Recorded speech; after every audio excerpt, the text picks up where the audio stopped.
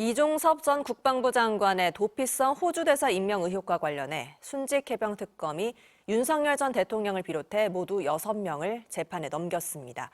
조태용 전 안보실장, 이시원 전 공직기관 비서관 등 대통령실 관계자들은 물론 출국금지 해제에 관여한 박성재, 심우정 등 당시 법무부 장차관도 기소됐습니다. 송정훈 기자입니다. 순직해병 특검이 이종섭 전 국방부 장관의 도피성 호주 대사 임명에 관여한 혐의가 있는 6명을 불구속 상태로 재판에 넘겼습니다.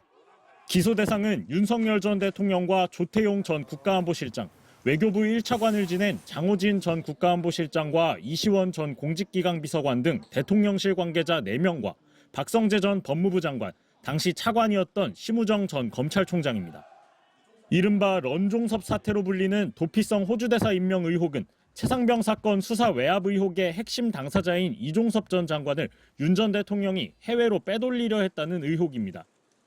순직해병 특검은 지난 2023년 11월 윤 전 대통령이 이 전 장관을 호주 대사로 임명하라는 취지의 지시를 내렸다고 밝혔습니다.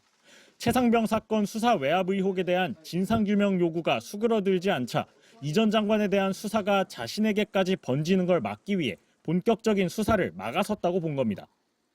이를 위해 법무부 인사정보관리단과 대통령실 공직기강 비서관실은 공수처에 입건된 이 전 장관에 대한 검증에서 문제가 없다는 결론을 내렸습니다.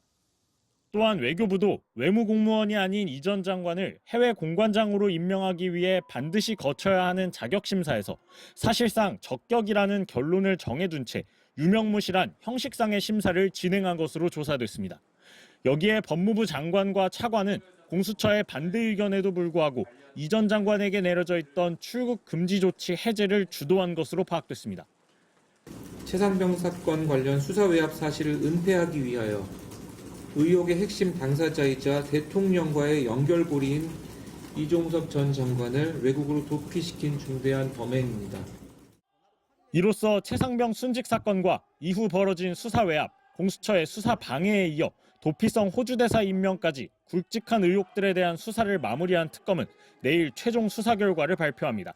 MBC 뉴스 송정훈입니다.